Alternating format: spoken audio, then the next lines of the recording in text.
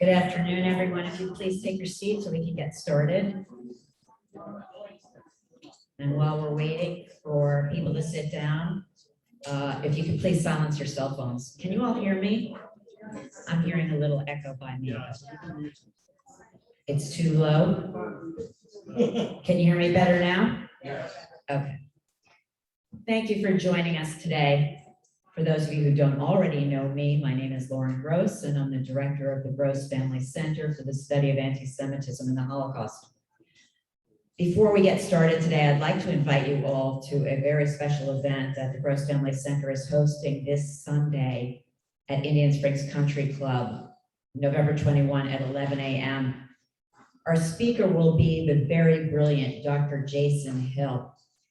The topic is, quote, 3 existential threats facing Jewish civilization, how to combat and defeat them.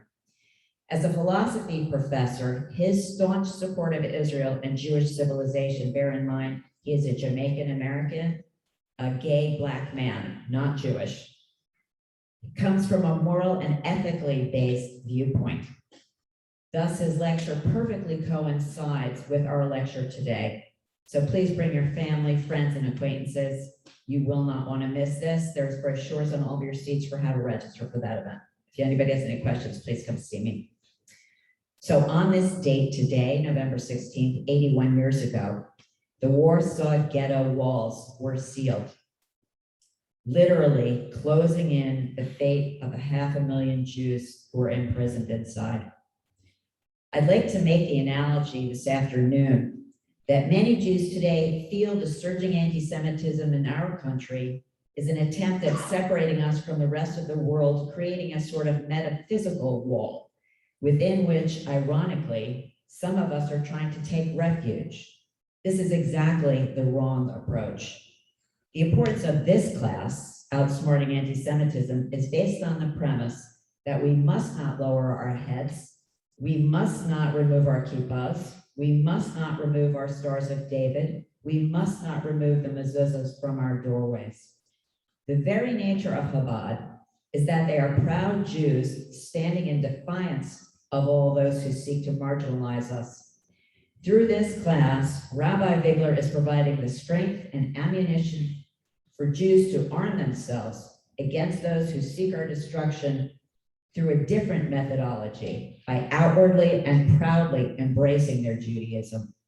As the director of the Gross Family Center, I am honored to be able to partner with the rabbi in our small way of assisting Chabad in their great success at becoming the largest force in the revival of Jewish life all over the world.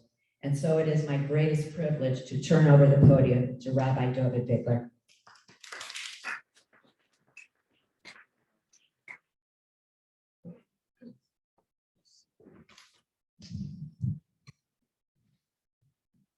Thank you, Lauren. It's always such a pleasure to partner with you and to run this beautiful program. Do you know if the recording is in progress? We didn't normally hear that prompt that comes out that says recording in progress.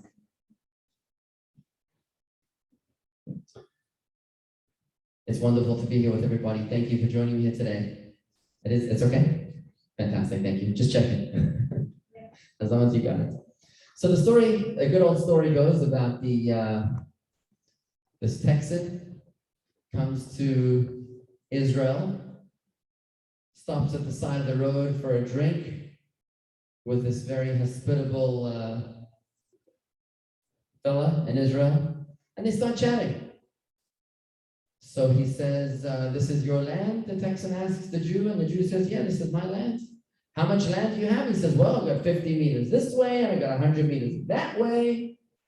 It's all mine. It's fantastic. I love it. How much land do you have back in Texas? He says, my land in Texas, let me tell you. In the morning, I have breakfast. Then I get in my tractor, and I start driving from one end of my property. And I don't reach the other side of the property until dinner time. I also used to have a car like that, says the Israeli.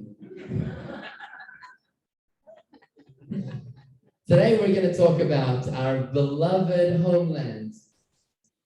the exquisite land of Israel. We're going to be focusing on a modern strain of anti-Semitism that focuses on anti-Zionism or anti-Israel. It's a new understanding of why Israel is important to us, which will actually redefine the very meaning of Jewish nationhood.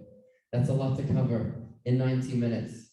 Today's focus, the threat against the land of Israel, the anti-Semitism, which is focused on anti-Israel, threatens millions of Jews in our promised land, in our beloved homeland.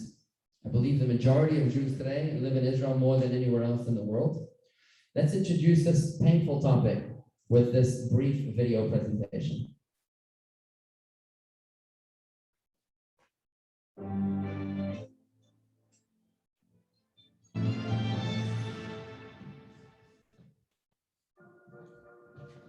On the eastern shore of Manhattan Island, the United Nations headquarters rises from a row of colored flags that represent a multitude of nations.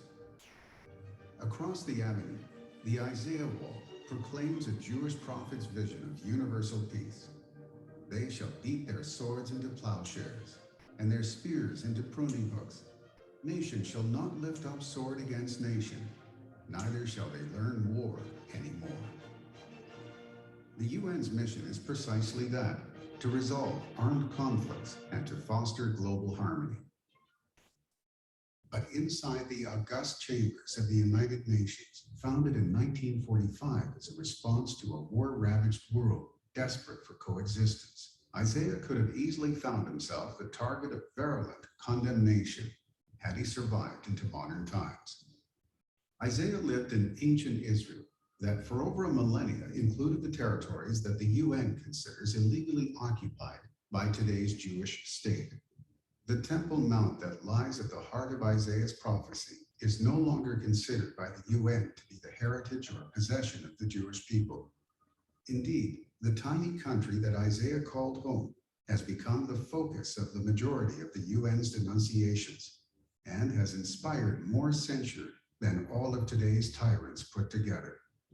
Iran, North Korea, and other brutal regimes systematically kill their citizens or deny them the most basic of human rights. Israel's northern neighbor, Syria, has murdered tens of thousands of innocent civilians. Apparently, however, that isn't very important in the eyes of the UN General Assembly and Security Council, who continually pass one-sided resolutions that single out and condemn Israel. An overwhelmingly powerful bloc led by the Arab nations promotes a narrow and slanderous agenda meant to isolate Israel. This agenda has met little resistance. The UN's General Assembly votes on 70 to 100 resolutions annually. 15 to 20 of these regularly express disapproval of Israel. From 2016 until 2020, the Assembly adopted 122 resolutions criticizing various countries. 91 of these targeted Israel. That's 75% of all country-specific resolutions. And while 3/4 of this global forum's written rage lambastes the Jewish state, precious few of the most repressive or blood-soaked regimes on earth have received even a single rebuke. Emergency special sessions of the Assembly are rare. During the last 40 years, they've been convened for one purpose only, to condemn Israel. The Assembly's embrace of a terrorist entity has been equally astounding. In October 1974, 14 years before the Palestinian Liberation Organization even nominally forced war terrorism, the Assembly voted to invite a PLO spokesman to take part in its deliberations. This was the first time that anyone who was neither a government representative nor a head of a quasi-state was granted such a privilege. The following year, the Assembly awarded the PLO permanent representative status. A few months later, the UN infamously approved Resolution 3379, branding Zionism as a form of racism. At the time, Israel's UN ambassador, Chaim Herzog, told his fellow delegates that Hitler would have felt at home listening to the UN debate on the measure. For us, the Jewish people, this is no more than a piece of paper, and we shall treat it as such. Since the 1993 Oslo Accords, hundreds of Israelis have been killed and thousands injured by Palestinian terror attacks. During the same period, the UN passed dozens of resolutions deploring Israel, but not one against the terror attacks. Since the 2006 creation of the UN's Human Rights Council, most of the world's human rights abusers have suffered nary a mild rebuke. Israel, on the other hand, is chastised as often as all of the rest of the countries combined, and in terms more condemnatory. At the Council's every meeting, a topic billed as, quote, human rights situation in Palestine and other occupied Arab territories is raised as a separate agenda item, while the remaining totality of mankind constitutes a single other point on the agenda. From 2006 to May 2021, Israel was condemned in no less than 94 Human Rights Council resolutions. During the same period, Syria was condemned 36 times, North Korea 14 times, and China has been spared condemnation altogether. Even within the walls of the UN, the absurdity of its anti-Israel bias is fleetingly, partially acknowledged. In September 2006, UN Secretary General Kofi Annan conceded. Supporters of Israel feel that it is harshly judged by standards that are not applied to its enemies. And too often this is true, particularly in some UN bodies. In August 2013, UN Secretary General Ban Ki-moon reflected on Israel's treatment at the UN. National bias against Israeli particularly government. In December 2016, he told the UN Security Council, A disproportionate volume of resolutions, reports, and conferences criticizing Israel. one of the more telling comments came inadvertently in November 2013, when a UN interpreter failed to silence her microphone as she addressed her colleague. I mean, I think when you have 5 statements, not 5, but like a total of 10 resolutions on Israel and Palestine, there's got to be something. C'est un peu trop, non?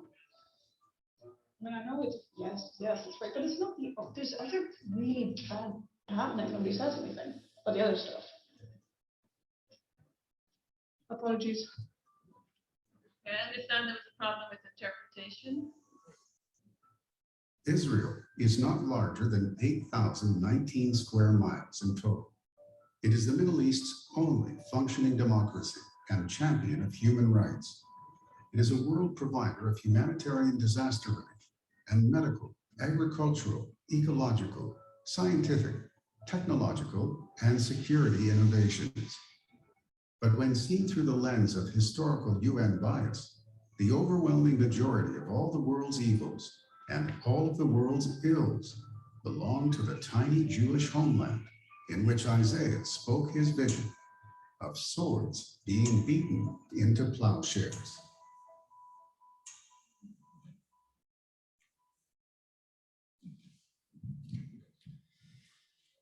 A sobering presentation, but why?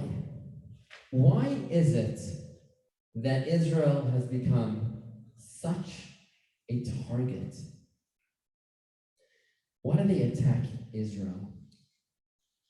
In a stunning piece, former Chief Rabbi of the United Kingdom, Jonathan Sacks, shares with us a magnificent idea where he compares anti-Semitism to a mutating virus, which mutates in order to survive. Let's take a look at this text on page 84, text number 1.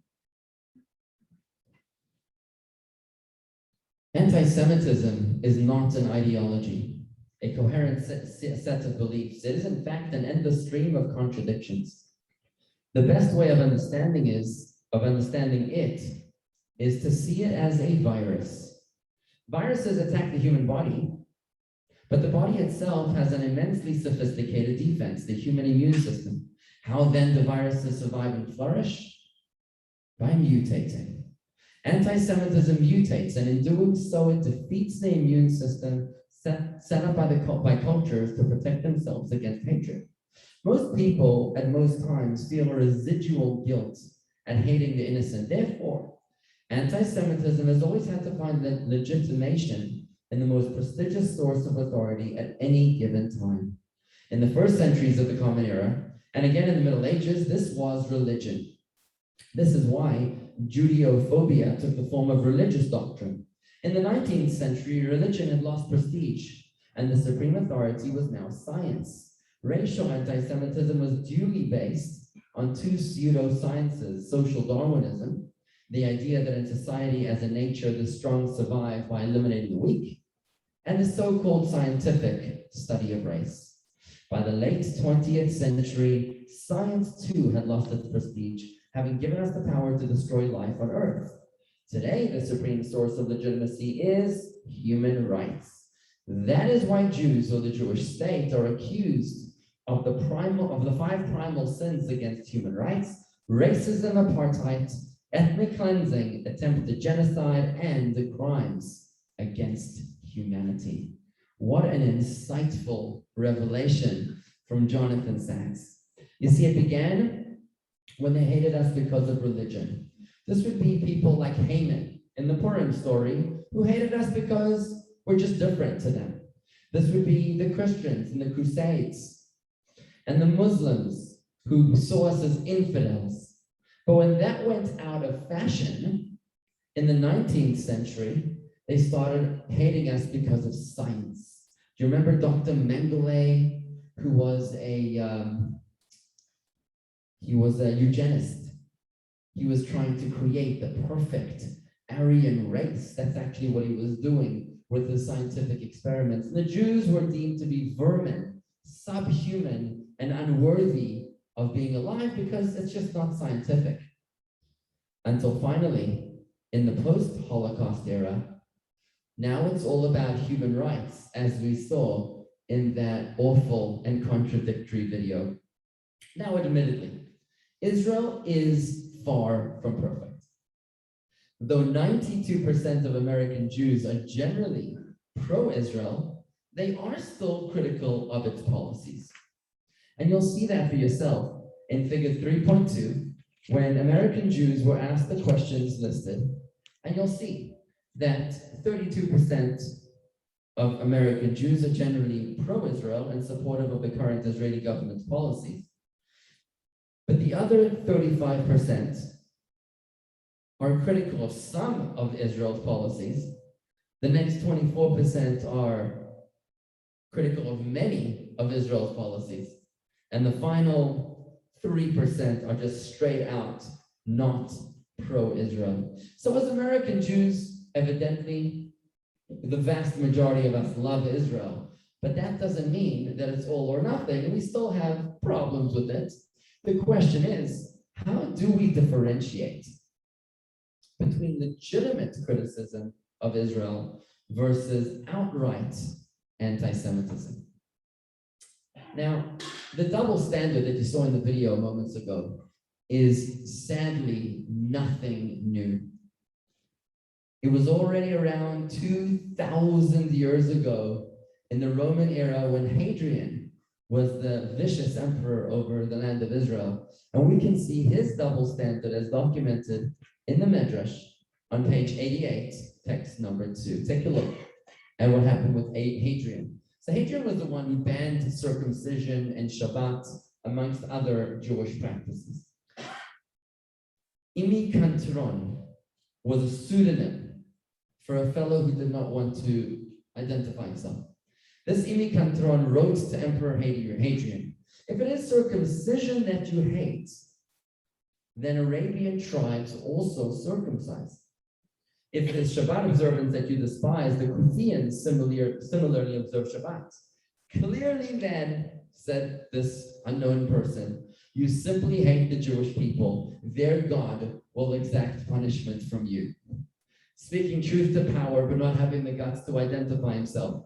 This fella was sought out. Hadrian wanted to kill him. He couldn't find him. there was actually a Jew that presented himself to Hadrian, and he said, "I am Imi Katron."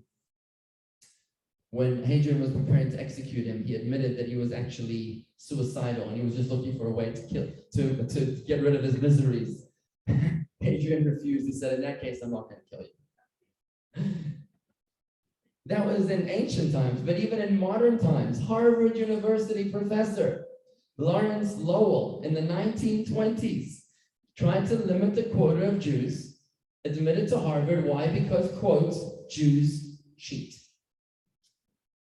When an alumnus pointed out to him that, non-Jews also cheat, he said, quote, "You're changing the topic. I'm talking about the Jews." True story. We have the same exact double standard that happens today with Israel, accusing Israel of crimes that apparently everyone else or many others violate as well, if not much worse. It was Natan Sharansky who called it out as he developed an insightful test to clearly identify the answer to this question. He called it the 3D test. The 3D test. Here it is, page 89, text number 3.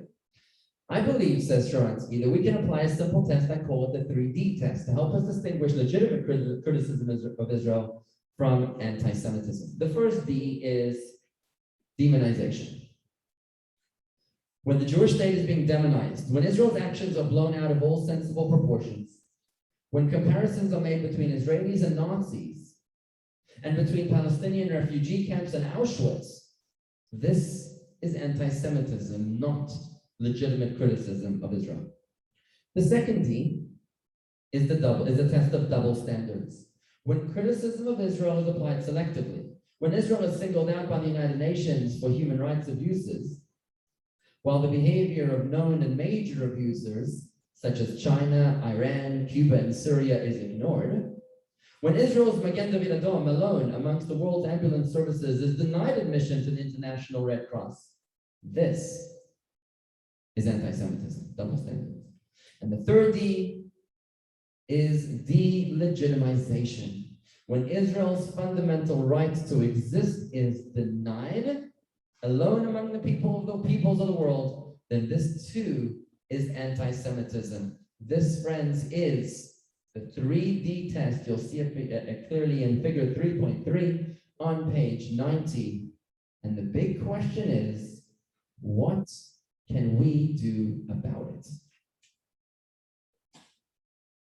Now, obviously, we can support them financially, politically, and in light of lesson 1, when we spoke about Esther's approach to Haman, we can also support them spiritually as well.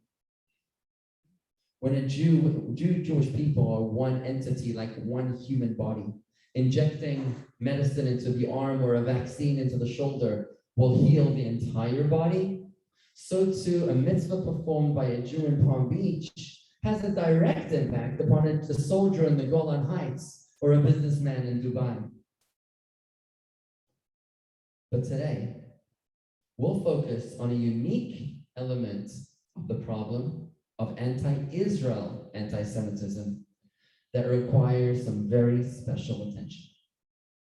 You see, the most painful part of anti-Israel anti-Semitism, this unique mutation of human rights abuse, is that it's Jews that are joining the battle cry. Not just Jews, it's young Jews that are joining in the criticism of the anti-Semitism. They, the young Jews, join in the voices, the chorus that calls to demonize, double standard, and delegitimize Israel. Why is this happening? Why are young Jews becoming anti-Semitic? And what can we do to stop this from happening? If we look back at history, we'll find that there are actually two different kinds of anti-Semitism. Two different kinds of anti-Semitism, both of which we celebrate in two unique Jewish holidays. That's why they're so important. The first one is the Festival of Purim, about which we've spoken a lot. And the other one is the Festival of Hanukkah, coming up in just a couple days. In the story of Purim, as we've discussed last week, Haman was trying to destroy the entire Jewish people. No ifs, ands, or buts. We've seen anti-Semites like Haman. These are the Nazis. If you had a Jewish grandparent, what was it, 4 generations back, then you were vermin and unworthy of being alive. We also find that in the Middle East today, the Arabs. When many of the Arabs call for the absolute annihilation and unconditional destruction of the Jewish people, wherever they are around the world, that is Haman anti-Semitism. This is the brand of anti-Semitism. The Purim form is one that is extremely distasteful for Jews to join. It's very hard for a Jew to join that form of anti-Semitism. But where things get sticky is in the second form of anti-Semitism, where it's not Jews that are being targeted, it's Judaism.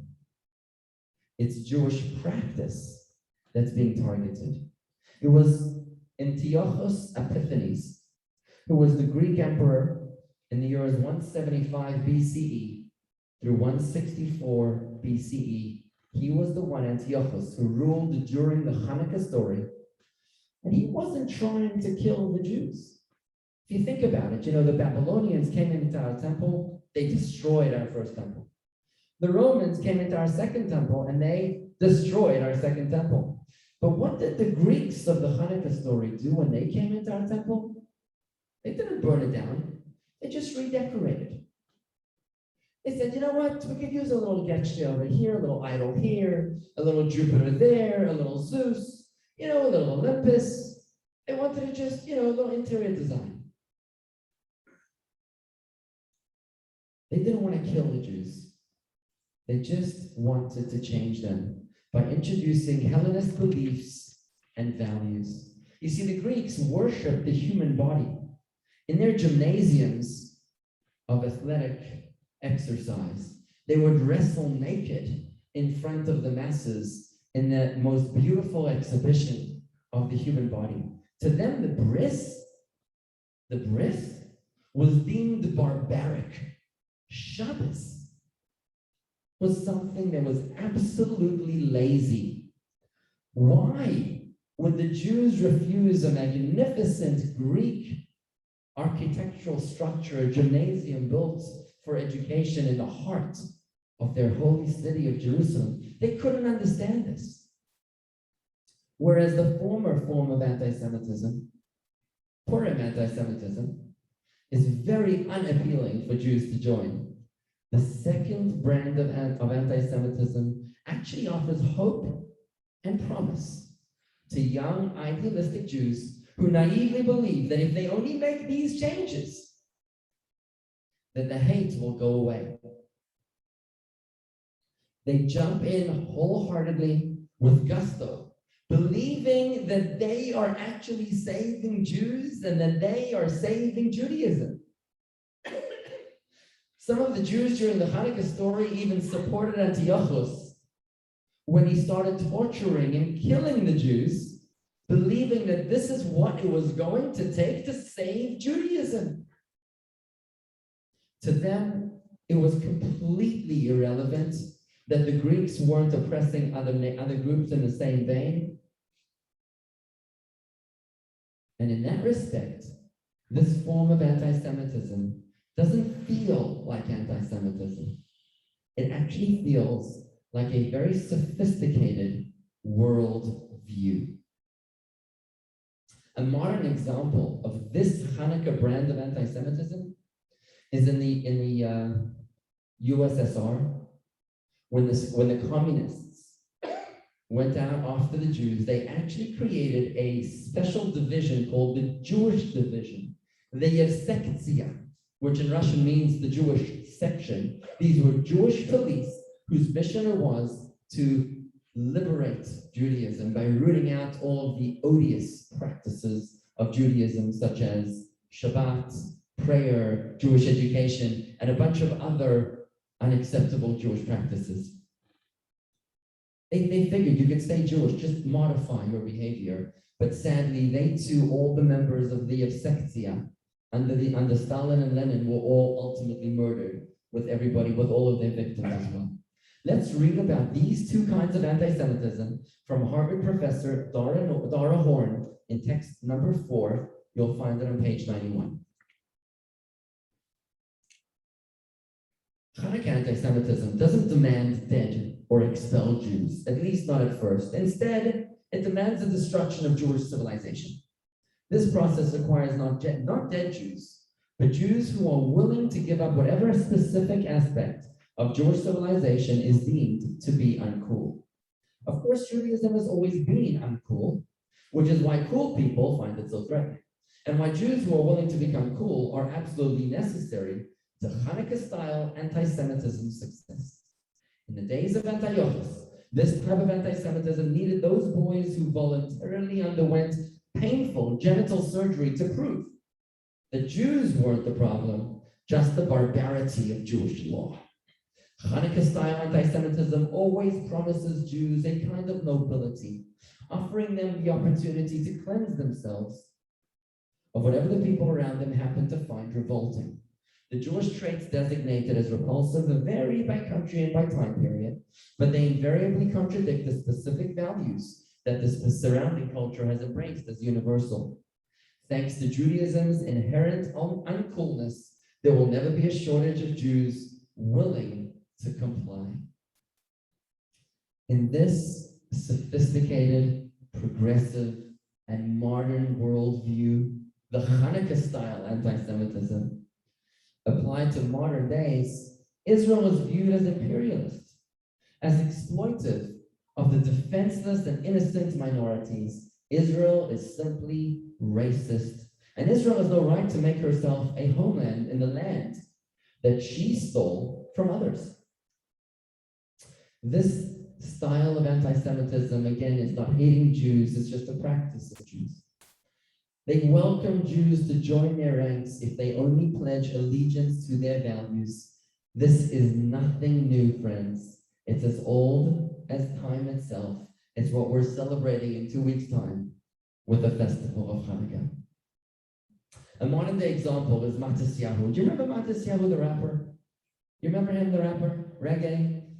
So Matisyahu was invited in 2015 to an international music festival called the Rototom Sunsplash Music Festival in Spain.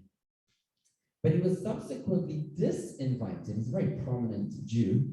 He was subsequently disinvited unless he condemned Israeli war crimes.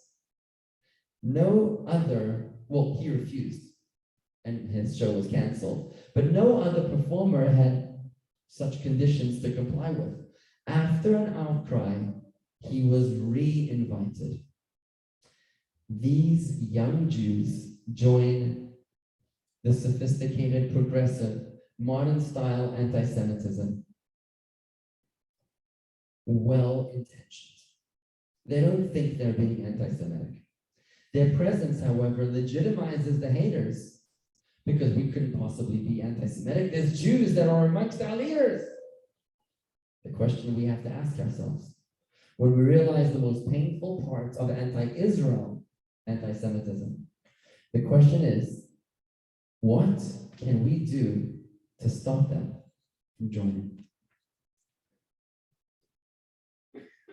Now, we know that the solution is a better education.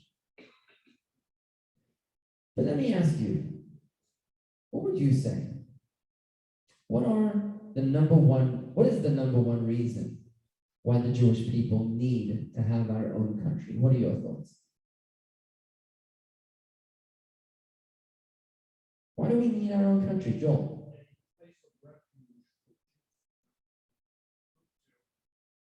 Security. Because if we can't take care of our own security, then who else exactly are we going to be relying on? Let's remember the 937 Jews on the MS St. Louis who were denied safe passage, disembarking, away from the Nazis. They were turned around because somebody else was making that decision. There were too many Jews in America at that time. Let's not forget the Allies who refused to bomb the train tracks. The train tracks to the concentration camps, to the gas chambers, to Auschwitz. Apparently they were too busy. We couldn't get their attention. Great answer. Thank you, Joel. Anybody else? Yes, Stacey. Self-determination, which means that we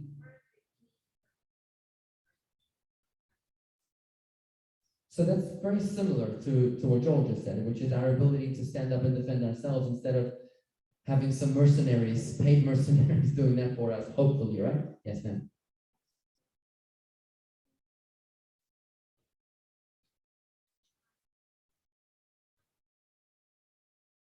It's a what? A triangle of the land, the people. So the land of Israel, the people of Israel, and the Torah of Israel. Fascinating. We're going to get there eventually. Thank you for sharing that. Anybody else want to share one final answer as to why we need? Yes, sir. Jeffrey.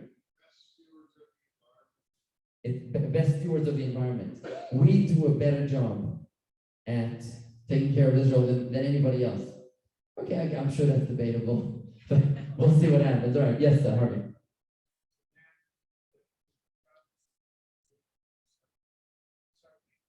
Okay, so now you're telling me from a historical precedent, right, a historical precedent, that it's our land. Abraham was promised it, our forefather, 100 generations ago, was promised it. It was actually, by the way, in this week's Torah portion, that Jacob reaffirms the promise, Abraham's grandson, that God will give him the land. Well, and that's beautiful. We'll get to that in just a moment. So let's review some of these ideas, right? I'm surprised that I didn't hear international law, right? Let's take a look at international law. You see, after World War I, my family, by the way, my father was born in Jerusalem. My father is an 8th generation Israeli.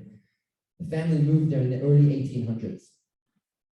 My grandfather, after whom my second name Tzvi is given, is that my great-grandfather was actually killed by the Turks in the Turkish jail at the entrance of the old city. Today it's a police station, but every time I walk by there, every time I take our community past it, I always share the story of my great-grandfather for whom I feel that I need to live the life that he was denied. After World War I, until World War I, the Turks were in charge, the Ottoman Empire. But when they lost World War I, the Ottoman Empire was dissolved, and in 1917, the Balfour Declaration called for the establishment of a Jewish state. Now, this declaration was incorporated into the British Mandate for Palestine, which was issued by the League of Nations, the predecessor of the United Nations, in 1922. In 1947, the United Nations approved a two-state solution with a Jewish state side by side with an Arab state. Now, as it happened, the Jews accepted, the Arabs refused, and we managed to conquer pretty much what they refused eventually. But according to international law, this is our land. And that's very important that we understand that. We are not stealing this land from anybody. If anybody claims that we are violating international law, they don't know what they're talking about. It's false, it's a lie. It's a propaganda. To Joel's point about being in charge of our own security, we've discussed that already. And to Harvey's point about history, it is our land. Any serious historian will not deny the fact that for over 3,000 years, Jews have lived in the land of Israel without interruption. Even when we were exiled, there was always a remnant of the Jewish people living in the promised land. And even when we weren't there, we pray facing Jerusalem wherever we are in the world. The reason the ark behind me is facing east is because Jerusalem is to our east. In South Africa, where I'm from, all the arks are facing north. We always pray facing towards Jerusalem. We mention it in so much of our practice, grace after meals. So much of Judaism surrounds the temple, Jerusalem, and the home. Now, these are three pretty strong arguments amongst many arguments that we could have chosen. And if we taught them well, do you think that we could change the minds of the young Jews to join us and stand with Israel and not be part of the anti-Semitic, anti-Israel chorus? Do you think that might work?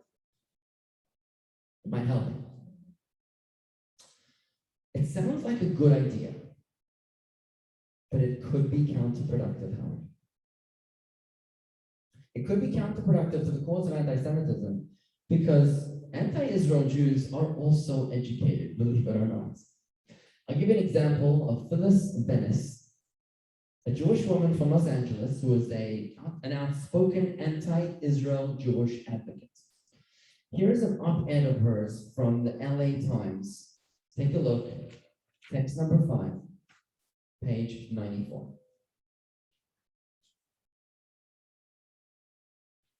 When I was a Jewish kid growing up in suburban Los Angeles, we thought being Jewish meant supporting Israel. There really wasn't a choice. If you identified as Jewish, as I and most of my friends did, the religious education we got, the youth groups we joined, and the summer camps where we played were all grounded in one thing. It wasn't God, it was Zionism, the political project of settling Jewish people in Israel. My own break with Zionism came in my mid-20s after reading the letters of Zionism's founder, Theodore Herzl, imploring Cecil Rhodes, South Africa, right? The leader of British land theft in Africa, to support his work in Palestine. So Herzl reached out to Cecil Rhodes, the colonial of Africa, and he said to him like this: their projects were both, quote, something colonial. Herzl assured Rhodes.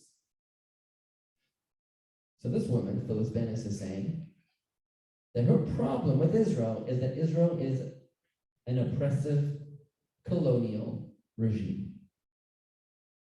These people have significant responses to all 3 of the positions that we put in the screen, for example. They've got good answers. For example, when you say something about international law, well, they'll tell you that that declaration is immoral. The British had no right to give away the land of the Arabs, of the Palestinians, to the Jews. That's only because they were being cruel. They were being evil. They had no right to steal the land from others. To the second point of safety and Jewish survival, Joel's point, Stacy's point, self-determination, they'll say maybe we're much safer when we're scattered around the world. Think of the threat of a nuclear Iran. Well, maybe it's just so much better for the Jews if we're all somewhere else. If we're all scattered everywhere else, they wouldn't be able to get us with a nuclear bomb. And even if we should be somewhere together, they'll say, then why Israel?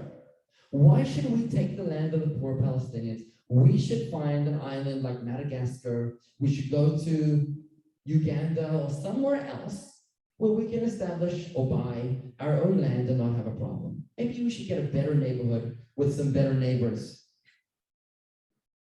And to the point of history, to the point that we've been there for 3,000 years, just the fact that we've lived there once upon a time, they'll tell you doesn't mean that we can steal it away from its current owners.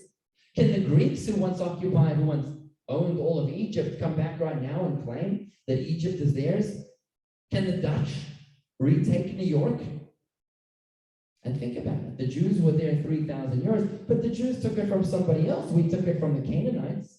That story's in the Bible with Moses. These positions, friends, are therefore vulnerable. They're vulnerable to counter arguments. We've got to dig deeper.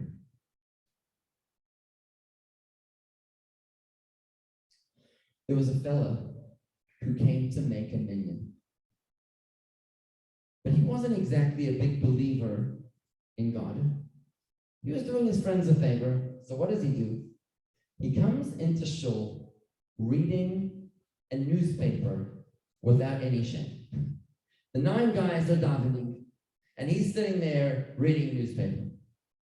So somebody got upset about the story, and he wrote a letter to the Rebbe saying, what a chutzpah, what an audacity. How does a Jew even consider such awful behavior? And the Rebbe's response, so indicative of the Chabad way of thinking, is that instead of saying that there was a Jew reading a newspaper in the synagogue, instead of saying that there was a Jew reading a newspaper while praying, there was a Jew who was praying while reading the newspaper. It's a completely different way of looking at it, right? The Rebbe says that the fact that the guy even showed up in the shul shows that he has a neshama, he has a flame, a fire burning within his soul. It's just that it's misguided. And if we could only channel it properly, we'd get better results. The Rebbe concluded that that we owe it to our children too, to provide them with a solid Jewish education, to be able to nurture their fire, their passion, their flame, to be able to burn in the right direction. The same principle would apply to anti-Israel young Jews. That it all boils down to a proper, sound Jewish education. You see, these anti-Israel young Jews actually believe that they're doing the right thing. We just spoke about that moments ago. It's just that their soul is misguided. When Phyllis Bennis taught, when Phyllis Bennis's education taught her that Judaism is all about tikkun olam, not God, that Israel is all about Theodore Herzl, nothing more, then what really do you expect? What kind of results do you truly expect with that kind of a shallow education? When our young Jews today have their Jewish education or their Israel awareness coming from Facebook, Netflix, and TikTok, what can you really expect from them? But if we had the courage to properly educate our youth and ourselves, we'd have completely different results. If we taught them, if we had the courage to teach them that there is a God who created the world in the very beginning, he created the heavens and the earth, and that this God is the one that created all of this earth. He chose to give a piece of it to us, and then that piece that he gave to us, the land of Israel, is eternal. Now that's a completely different approach to take. Let's just take a look for a moment at what this means in the source that Harvey was mentioning earlier. Let's look at it in the Torah, what the Torah tells us about Israel. Israel beyond just Theodore Herzl. Let's go Israel all the way back to its core roots. Text number 7, page 97. God told Abram, raise your eyes and look around from where you are to the north and south, to the east and the west.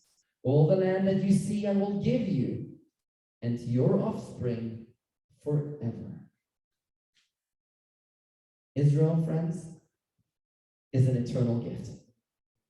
An eternal gift given by the master of the universe, the creator of everything that exists.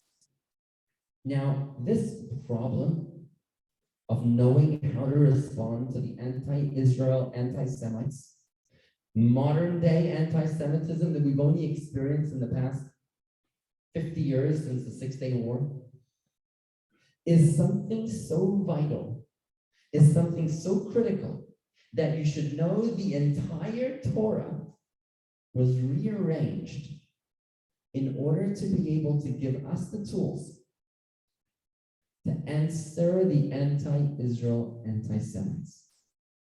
You see, the Torah really should have begun with the first commandment, the first mitzvah, the mitzvah of the calendar. Yet the Torah begins with the story of creation. Why does the Torah tell us the story of creation, a historical narrative that seems to have no legal bearing upon us? It is in order that we should have the courage and the answer to respond to the anti-Zionists. Take a look at this prophecy from Rashi 900 years ago. Page 95, text number 6. As Rashi comments to us about the unusual narrative at the beginning of the Torah. So this is the very beginning of the Chumash of the Bible. Rabbi Yitzchak stated, the Torah should have begun with the first mitzvah, commanded to the Jewish people, which is contained in the verse, this month shall be to you, etc. It's the mitzvah of the Jewish council. For what purpose does it start with Bereshis, in the beginning? God created the heavens and the earth. Why do we need to know this story anyways? The Torah is not a history book. The solution, said Rabbi Yitzchak 900 years ago, is found in the verse, he recounted the strength of his works to his people to give them the inheritance of nations. What does that mean? In other words, if the nations of the world accuse the Jews with the claim, you are thieves, for having conquered the land of the 7 nations, then the Jews should reply, the entire world is God's. He created it and granted it to whomever he desired. It was his will to initially give it to the 7 nations, and it was his will to subsequently remove it from them and give it to us. Do you know what Jewish life looked like 900 years ago? Do you know what Israel looked like 900 years ago? Have you ever been to Akko, the city of Akko, the port city? This is where the Crusaders fought the Muslims. 900 years ago, during the time of I believe it was the First Crusade, was when the King Richard the Lionheart from England was fighting against the Muslims for control of the land of Israel. For hundreds of years, they were going back and forth. The Jewish sovereignty of the land of Israel was nothing more than a distant dream, a hallucination, if that. Yet at that time, Rashi, who lived in the days of King Richard the Lionheart, tells us that the reason why the Torah begins with the story of creation is because the time will come in the future when the nations of the world will accuse the Jewish people of having stolen the land of Israel from them. That's now, the past 50 years.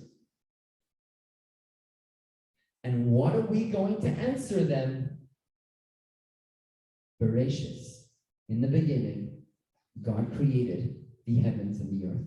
The reason that the Torah begins with this narrative is that we should be convinced with the conviction that God is in charge. He's the creator, the master of the world. He created it, and he gave it to us as an eternal gift.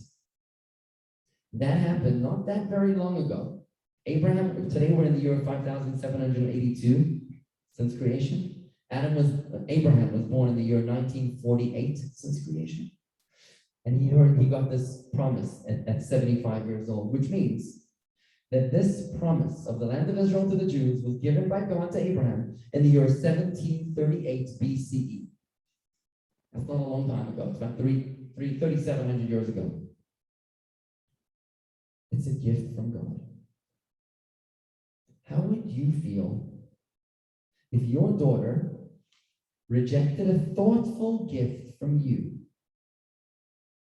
This is a thoughtful gift that God promised our Zayda forever, our Babi and Zaydi, forever. And for us to deny that gift is literally a pachin panim, a slap in the face. Now, if we would raise Jews who know nothing about God and very little about Torah because it's too Jewish to talk about God, too Jewish to talk about the Torah, then what do you expect in terms of their ability to react to the world that crushes upon them in the schoolyard and in the halls of the university, in the halls of their offices and workplaces and in the bars? How are they supposed to respond as to why this is our land? There is no real claim that holds water unless we go back to the source, unless we have the courage to go back to the very beginning when God tells us, I'm writing the Torah in this order so that you will have the only answer that will hold water. When you have a rich and robust Jewish education, when you know that the Torah and God are exciting, relevant, and meaningful, it's on that foundation that we can know that the land of Israel is ours, and we can stand up proudly with conviction to those who tell us otherwise. Now, what are the Gentiles going to say to this? Are they going to buy this? You think the Gentiles will buy this? You don't think so, Harold? What do you think? You don't think so? It's a good argument. It was a gift. You know, the Bible, by the way, is a book that they read too. It's the most popular book in the history of the world. Still is. Even though attendance in synagogues is declining in churches, right? What was that, John?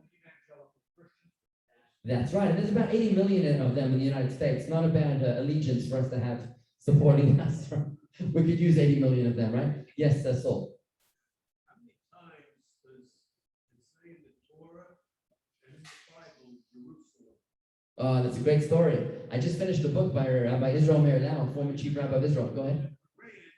Jerusalem is never mentioned. So in his book, Rabbi Lau talks about when he met the Mufti of Egypt, and he asked him, you know, when he was invited by the Mufti of Egypt to come to Egypt, he said, "I'd like to reciprocate the honor. I'd like to invite you to come join me in Jerusalem." And the Mufti of Egypt said, "I'm not coming unless I get a Palestinian stamp in my passport." Palestine passport. Said Rabbi to him, Rabbi Lau, he said, "Let me ask you a question. How many times does it say Jerusalem in the Quran?" The guy didn't answer, but the answer is 0. How many times does it say Jerusalem in the Torah? The answer is about 732. So the guy got the point loud and clear, right? You know, I was recently invited to a crossfire session of Palm Beach County rabbis down in Boca Raton. So I had the great distinct honor of being asked to answer or to solve the Middle East crisis in 60 seconds or less. So here's what I said. I said that when the Jews first entered the land of Israel as spies of Moses in the biblical account, they made a Freudian slip. They said to the Jews that we were in our own eyes as grasshoppers, and so were we in their eyes. We were in our own eyes as grasshoppers, and so were we in their eyes. And the Talmud explains that this was indeed a Freudian slip. Because they viewed themselves as grasshoppers, as small and unworthy, that's why the Gentiles viewed them in the same way. But when we believe in our own right to exist, when we don't apologize for surviving the Holocaust, when we don't apologize for surviving thousands of years of persecution and destruction, when we say we're home and we're staying and we're proud, when we believe in ourselves, then the nations of the world believe in us too. Even if they don't, even if the Gentiles don't buy into our argument, that it's our gift from God, the creator of the universe, and I think we will be surprised as to how many Gentiles will believe in God more than we do.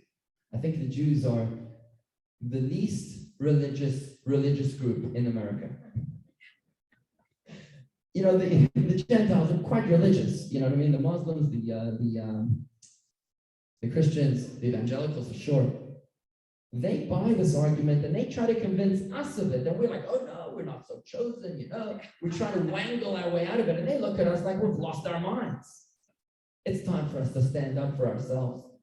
But even if they don't buy the argument, if all that this position does is to stoke the passion of our own youth, then we're already ahead of the game. Because the most important prize in this battle is the Jews, the young Jews. In a magnificent letter to Israeli President Zalman Shazar, the Rebbe explicitly makes this point. I'd love to share that letter with you on page 98, text number 8. In this letter, the Rebbe tells them that the only claim that holds water is the claim that God gave us the land. And even if this won't be accepted by the Gentiles, it's vital for our youth to boost their morale And he said, you'll be surprised as to how receptive the Gentiles will be. Let's take a look at this letter. Text number 8, I think, right? Text number, page 98. I've received complaints, said the Rebbe. Why do I invoke the biblical land of Israel? Why do I talk about the biblical land of Israel, the Holy Land and the covenant of Abraham in connection with modern state of Israel? Why do I mix God into this picture? After all, they say those who fought for the creation of the state, those who led it, those who currently direct it and its authorized representatives, they all proclaim and take pains to emphasize that Israel was a state founded in 1948. My answer, said the Rebbe, but frankly, is that their narrative is false. No new entity was created in 1948. Rather, that was the year in which a large part of the land of Israel was liberated. An entity established in 1948 based on the agreement or authorization of the nations of the world has no strength or justification in terms of an authentic response to the claim you are thieves for having conquered lands belonging to others. A claim raised by the Arabs, the Vatican, the United Nations, and some Jews as well. We cannot come to them and say that we won the United Nations vote in 1948. You know why? Because they'll say to us, oh, the UN gave you the land? Well, guess what? The UN just changed their minds 987 times, however many resolutions were condemned against Israel. We've changed our minds. We made a mistake. Oops, we're sorry. This is why it's so critical to underscore that it is our God-given homeland, because only God can take it away from us. Now I do not delude myself, said the Rebbe, into imagining that these just and honest arguments will prevail in the United Nations and the Vatican. You know what? Maybe they won't believe it. Nevertheless, transmitting this truth is critical for the morale of the Jewish youth living in the Holy Land, including those serving in the IDF, for Jewish American students and for the Jewish youth of other countries as well. If you've been to Israel, and we love taking people to Israel, we've had 4 community trips and we can't wait to do another. Whenever we take them through the community through the land of Israel, we always point out in Jerusalem, by the Western Wall, by Hebron, the tomb of the patriarchs and the matriarchs, and all the holy places, you'll always find groups of soldiers. And what they're doing is not just patrolling, they're also training. They're training the soldiers by taking them to these heritage sites to teach them what they're fighting for. What they're telling the soldiers is that this is our land because there's a place called the Kotel. The Western Wall, this is the Jewish temple site. Sadly, not all Israeli Jews know about the Jewish religion. But they'll take them to these places to teach them about the existence of God and God's promise for the land of Israel so that they should know clearly exactly what it is that they're fighting for. In many other places, incidentally, just to mention, the Rebbe stated, even though here the Rebbe says the Gentiles might not believe us, believe our claim that God gave us the land, but in many other places the Rebbe wrote that if we make our claim to Israel as a God-given gift, clearly and fearlessly, that Israel is ours because God gave it to us, then the nations will believe us too. We've got to try this, friends, because everything else is just failing. As long as we dilute Jewish education about God and Torah down to Tikkun Olam, we are destined to fail. We've got to have the courage to actually educate our children. It's time for us to see Israel not just as the land of promise, but as the promised land. Now, life, the Torah tells us, is a lot like an onion, which has layers upon layers upon layers of depth. Depth beyond hidden depth. And just like your psychologist or psychiatrist might tell you that your eruption against your spouse or your child was indicative of some deep underlying trauma, so too, when nations treat other nations with anti-Semitism, or in this case, anti-Israel anti-Semitism, actually has much deeper roots. Just like we discussed last week in the ditch theory that was behind Haman's anti-Semitism of Purim. So what is the deeper reason behind anti-Israel anti-Semitism?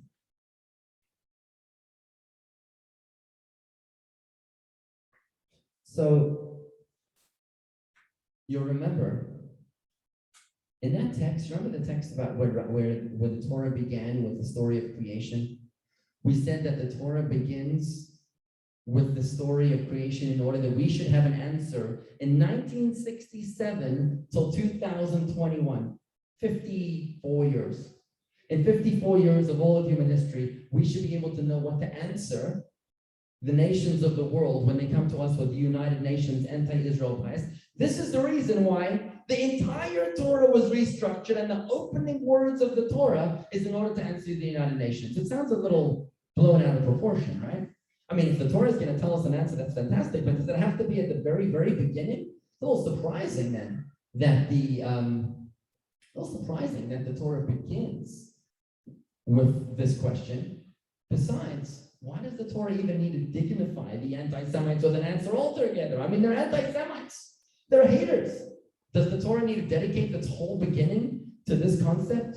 I mean, even the British royal family, right? They're not even British.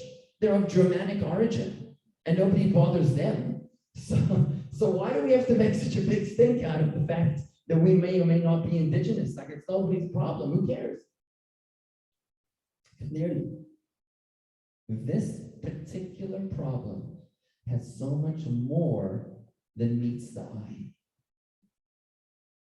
The claim that Israel doesn't belong to us, that we have no rights to the land, actually holds a much deeper problem, which the nations of the world have with us. You see, as Jews, we're a very different nation to all the other nations of the earth. Most nations are formed when they have land in common, right? The French, the British, the Germans. When they have land in common, that's what makes them into a nation. But the Jews seem to be united by something else. Our secret, what unites us, even when we've never had a common land. Think about it. I mean, what happens to other nations? When you take away their land, there's nothing left of them.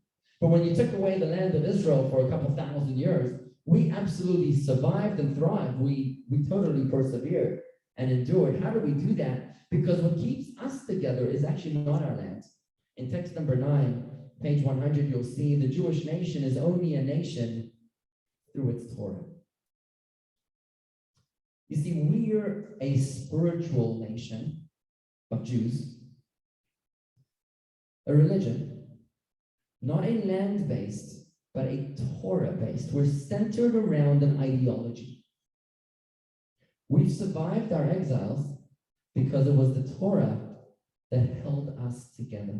This is a very, very important point, which I want you to see in the words of the Rebbe about what is it that we can credit to, what is it that we can credit our survival throughout the past 3,000 years. Let's just take a look at this letter from the Rebbe, page 102, text number 10. An objective, unprejudiced survey of the long history of our people will at once bring to light the reality that our survival as a nation was not the result of material wealth or physical strength.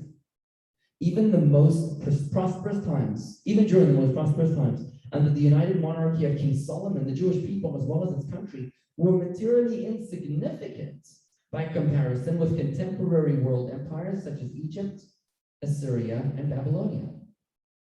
Nor can we credit nor was it our active statehood or the control of our geographic homeland that secured our existence, as is evidence from the reality that for the vast majority of our history, our people have lived in exile, without a kingdom and without a homeland. Similarly,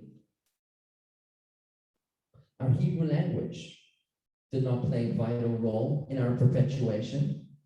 For even in biblical times, Aramaic supplanted the Holy Tongue as a spoken language to the extent that parts of Scripture, almost all of our Talmud, the Zohar, and other key works were composed in Aramaic instead of Hebrew.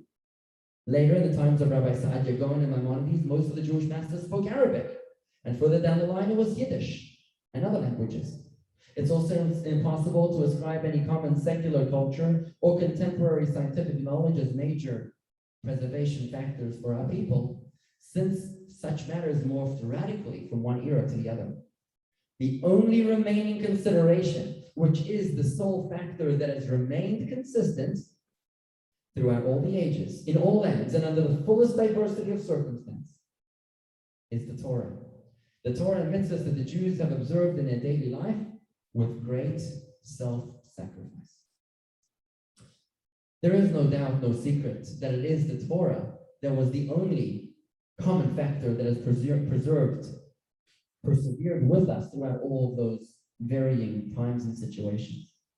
Now, the upside of that, the upside of being Torah-based and not geographic-based, is that we can survive an exile. But the downside is, why do we need a nation? Sorry, why do we need a land? I'm sorry. The downside is that why would a religion need a land altogether? And this is one way to explain why the Gentiles have never allowed us the privilege of owning our own land with peace of mind. Because as a Torah-based ideological group, what do you need land for? With that understanding, it's not surprising that poorly educated Jews have argued the same. And this is obviously on a deeper, subconscious level of what it is that's bothering them. So why then do we need to have a land? If we are an ideology, you can have a yeshiva in Johannesburg, you can have a cheder in Toronto, and you can have wonderful shuls all over the world. We have survived and we thrived in all of our Jewish institutions across the planet.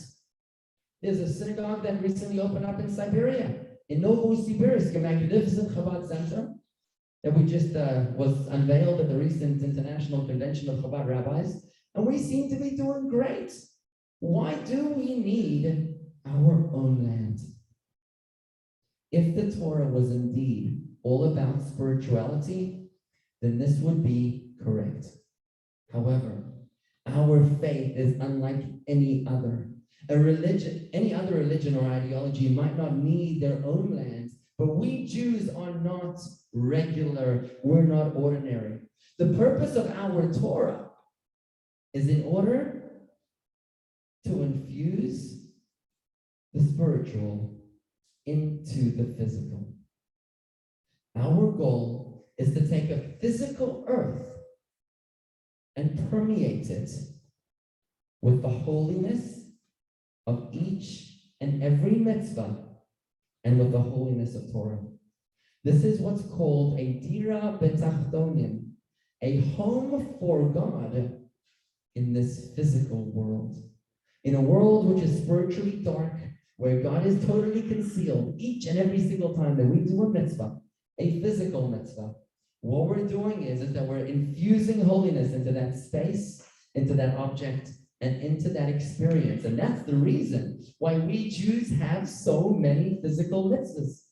I remember one time I was at the Brooklyn Botanical Gardens with my lulav and esrog. The lulav, you know, the palm branch, and the esrog is the little citron that we bless on Sukkot. And I was there to make a blessing with fellow Jews in the Brooklyn Botanical Garden when I remember a cyclist rode by me and he says, "I'm not Jewish, but you Jews are so cool. I love your practices."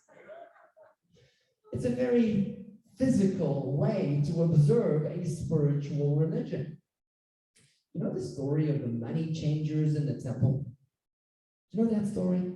One of the reasons why Jesus broke away from Judaism, because he felt that it was not appropriate for there to be bankers, money changers, at the Holy Temple in Jerusalem. This is a place of holiness, not a place of money. What Jesus failed to understand is that we Jews make things holy by using the physical object for the mitzvah. When you sanctify the Shabbos with a glass of wine for Kiddush, you've made the wine holy.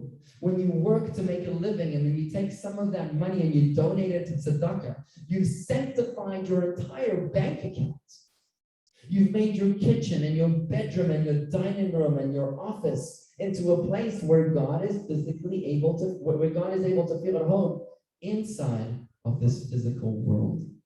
That is the mission statement of Judaism. If Judaism was only a religion, if it was only a spiritual idea, we wouldn't need a land indeed. But knowing that the purpose of Judaism is to make tikkun olam, to fix this world, to make it holy, to take a mundane world and to sanctify it by permeating it with a mitzvah wherever we go and whatever we do.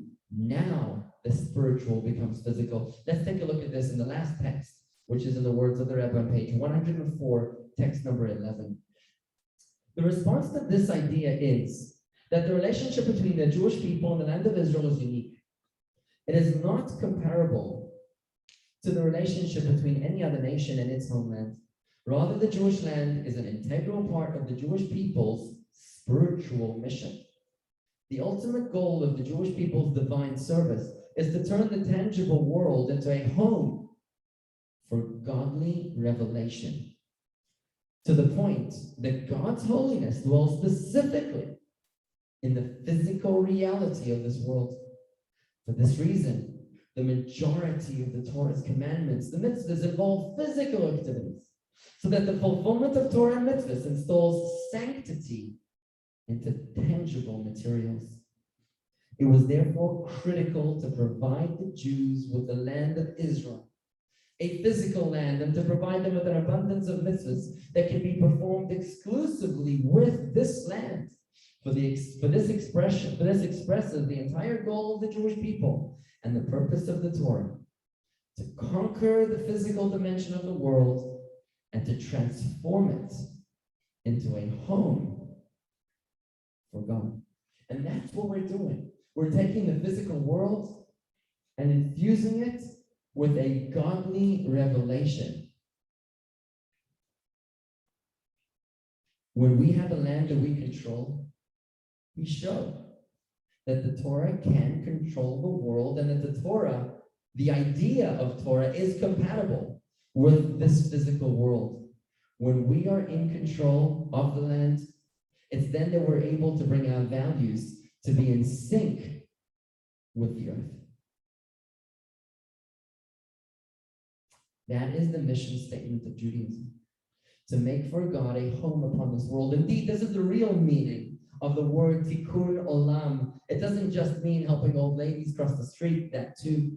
But tikkun olam means to repair the world which is spiritually dark, a place where God is not at home, and to make God feel at home by inviting him through each and every mitzvah that we perform. Because that is the mission statement of Judaism, because this idea is the mission statement of all of Torah, that's why the Torah opens with this particular point. Not only because we want to give an answer to the anti-Semites, as much as we want to let the Jews understand what it is that their purpose and their mission is upon this earth, to infuse the physical with holiness.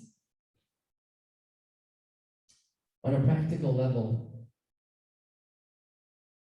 we too can develop a deep love for the land of Israel. We can develop a deeper love. I'm sure many of us have a deep love for the land of Israel, but we can make it even deeper when we realize, as mechabzich, when we grasp that this is actually an extraordinary gift given to you and me by our Father in heaven. What an extraordinary gift that is, and how dare we look a gift horse in the mouth.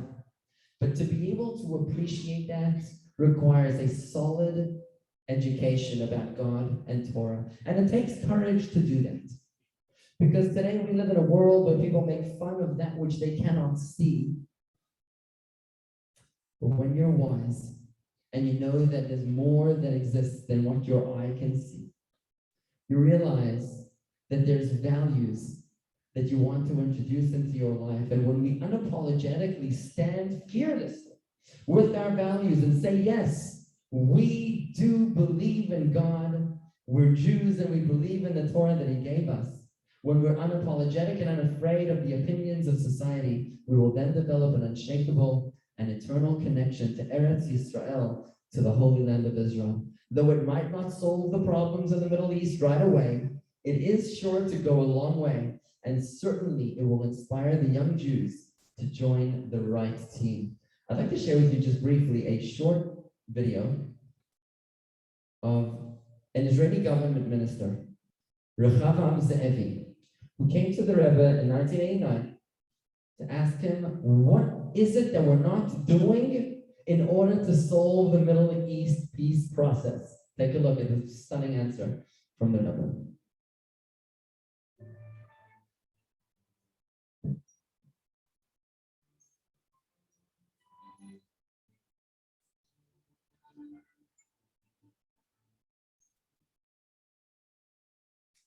הייתי אצל כבודו כמה פעמים, כבודו הסכים להבריך אותי, מה עלינו לעשות בשביל לשמור על ארץ ישראל, ולא עשינו עוד. מה עלינו לעשות בשביל לשמור על היהדות, מה שהאהבה צריך בארץ ישראל, ולמלץ הפנייה, שבנצח כל מסס, קשר ארץ ישראל, שיהיה בני ארץ ישראל.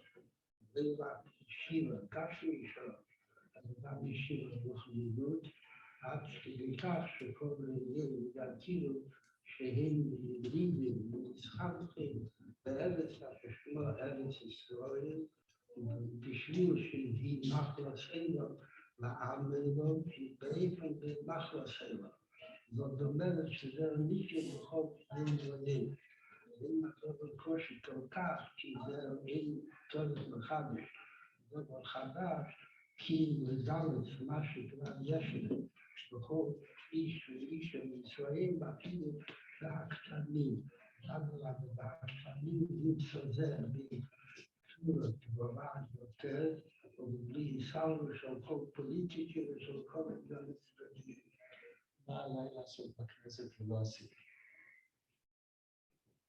להחליט בכל עץ מצרים שארץ ישראל הפירושו שזה רק שזהו שטח שנקרא ארץ ישראל ושמקום הנמצא בשטח זה הוא מעשה חדות בישראל, זאת אומרת כתב הסום בישראל שנקרא לו שהוא נמצא דור בעיר או בארץ ששם יהדות דבר פילי כמרואנו שנמצא בשטח העם.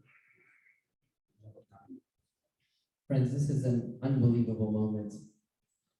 It's the realization that 5,782 years, the world has been waiting for our generation.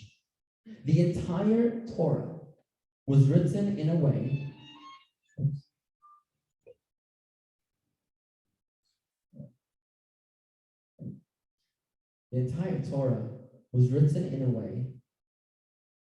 that was designed to be able to give us an answer to the haters today in 2021. 80 years ago, this was irrelevant. There was no way that we could possibly answer the question as to why we were occupying the land, because we barely were.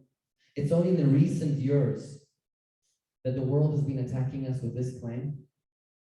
And the answer lies in our ability to dig within our own souls for our own conviction and connection to the land of Israel and indeed to our Father in heaven.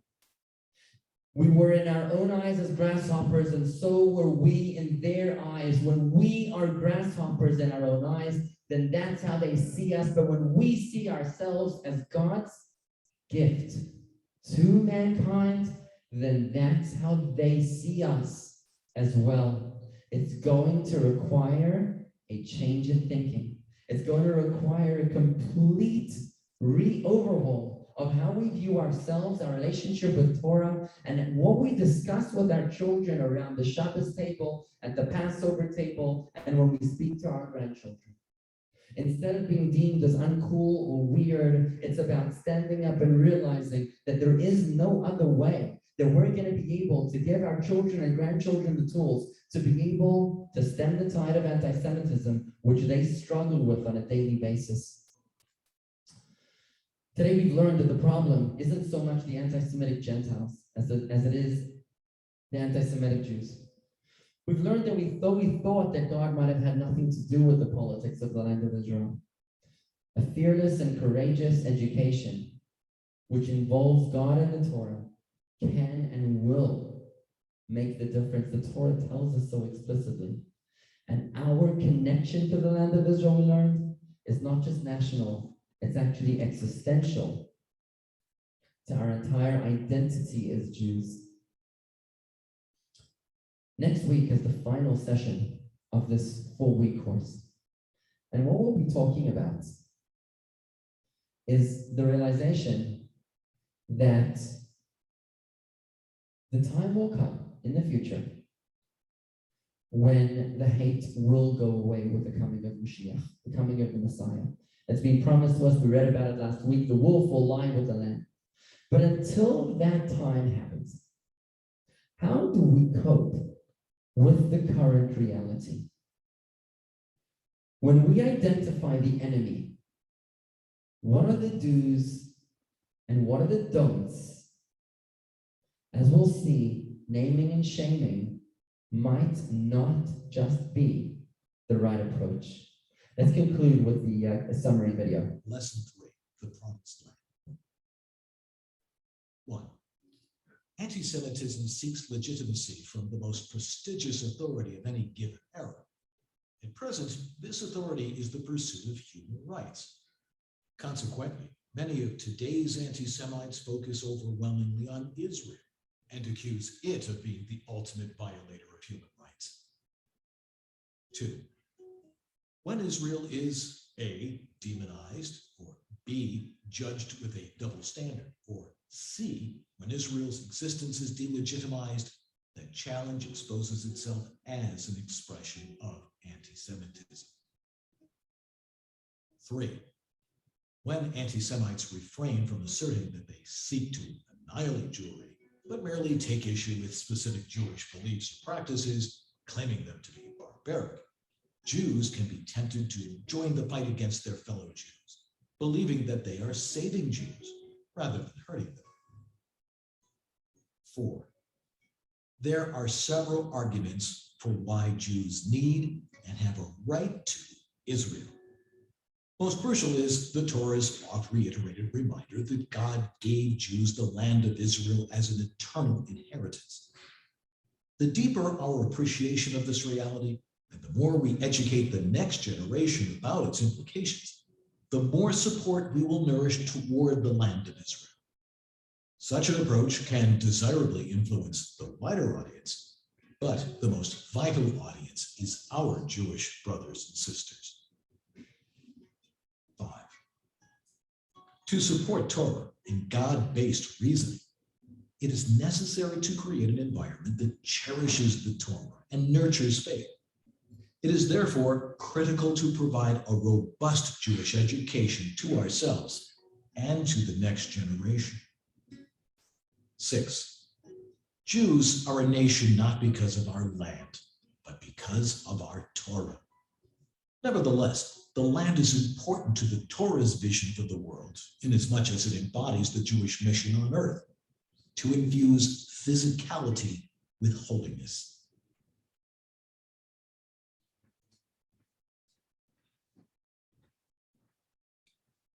Thank you for joining me here today. A special thank you to Lauren Gross and the Gross Family Center. I very much encourage everybody to send me your comments and feedback. Send me an email to rabbi@jewishgardens.com. That's rabbi@jewishgardens.com. I hope that you enjoyed tonight's session, and we look forward to seeing you again, God willing, next week, same time, same place, for the final session of this course. Thank you.